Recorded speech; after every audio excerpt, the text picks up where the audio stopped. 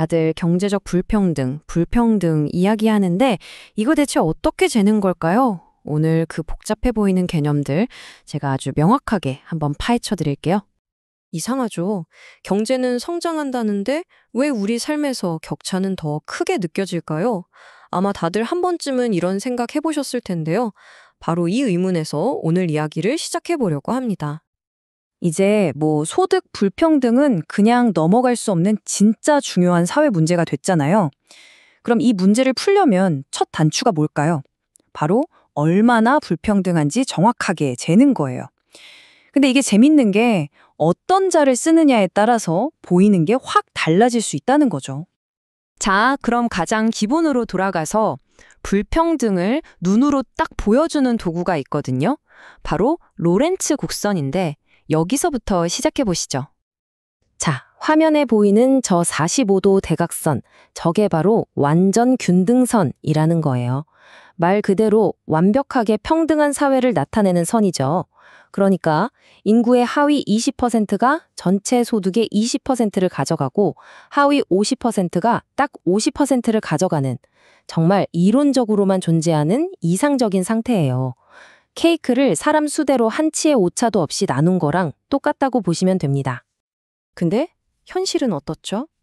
현실의 소득 분배를 나타내는 로렌츠 곡선은 보시는 것처럼 저 이상적인 선 아래로 쭉 하고 쳐져 있어요. 바로 저 벌어진 틈이 이상과 현실의 차이를 그냥 한눈에 보여주는 겁니다. 자, 그럼 이걸 한번 비교해 볼까요? A사회랑 B사회가 있어요. 어느 쪽이 더 불평등해 보이세요?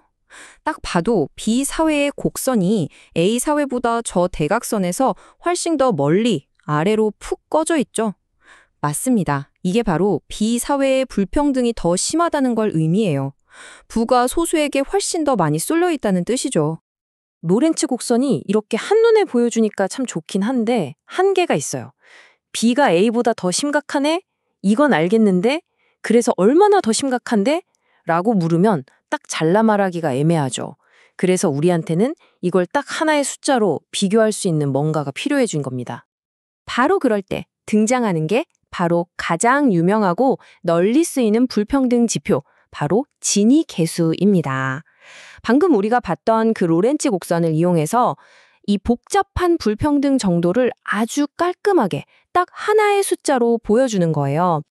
지니 계수가 뭐냐고요? 아주 간단해요. 아까 봤던 그 완벽하게 평등한 상태랑 지금 우리 현실 사이의 격차 있죠? 그게 얼마나 큰지를 숫자로 나타낸 거다. 이렇게 생각하시면 딱 맞습니다. 자, 이 그림을 보시면 아하! 하실 거예요. 저기 완전 균등선이랑 로렌츠 곡선 사이에 틈이 있죠? 그 면적을 A라고 해볼게요. 이 A를 저 삼각형 전체 면적, 그러니까 A랑 B를 합친 걸로 나눈 값이 바로 지니 계수예요. 말하자면 이론적으로 벌어질 수 있는 전체 격차 중에서 실제 격차가 차지하는 비율이 얼마냐, 이걸 보여주는 거죠. 그래서 지니 계수는 항상 0하고 1 사이의 값을 가져요. 0이면 완전 평등, 1이면 완전 불평등.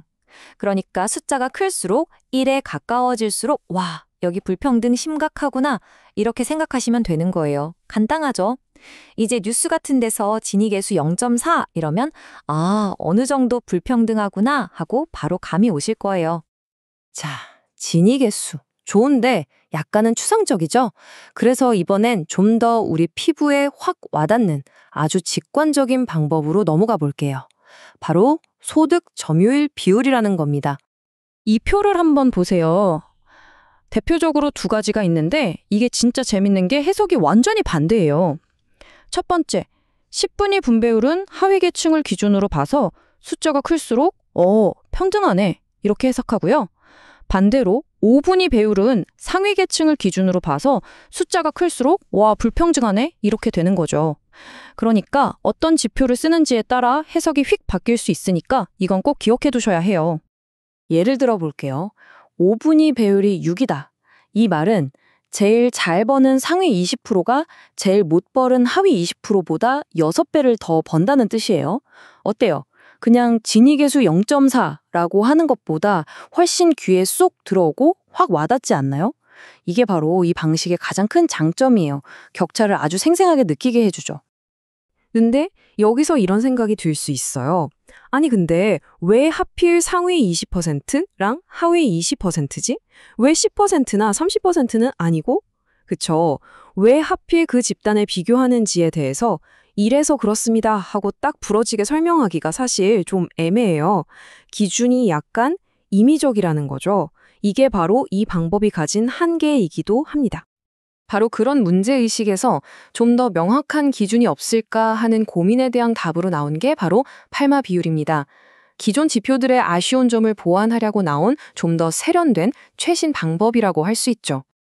이 팔마 비율이 어떻게 나왔는지 그 배경 스토리가 아주 흥미로워요. 가브리엘 팔마라는 경제학자가 전 세계 데이터를 쫙 훑어봤더니 진짜 신기한 걸 발견한 거예요.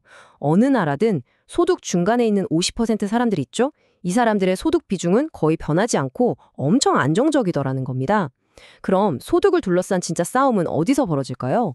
그렇죠. 중간이 아니라 바로 양끝, 최상위층과 최하위층 사이에서 벌어지고 있다는 통찰을 얻게 된 거죠. 그래서 팔마 비율은 기준이 아주 명확하고 날카로워요. 다른 데는 보지 않고 딱 가장 부유한 상위 10%가 가장 가난한 하위 40%보다 얼마나 더 많이 가져가는가 이것만 보는 거예요. 불평등 문제의 진짜 핵심, 그 양극단을 정조준하는 방식인 셈이죠. 자, 오늘 여러 가지를 살펴봤는데 한번 정리해 볼까요? 이제 여러분의 머릿속에는 불평등을 측정하는 4가지 멋진 도구가 생겼습니다. 전체 그림을 한눈에 보여주는 로렌츠 곡선, 세계 표준 숫자 지니 계수, 확 와닿는 분위 비율, 그리고 핵심을 찌르는 팔마 비율까지요. 이제 이 도구들은 여러분의 것이 됐습니다. 그럼 한번 생각해 보세요. 지금 우리가 살고 있는 이 사회의 불평등, 그 현실을 가장 날카롭게 보여주는 도구는 이 중에서 과연 무엇일까요? 정답은 없습니다. 여러분 각자의 생각이 궁금해지는 한 번쯤 깊이 고민해 볼 만한 질문이라고 생각합니다.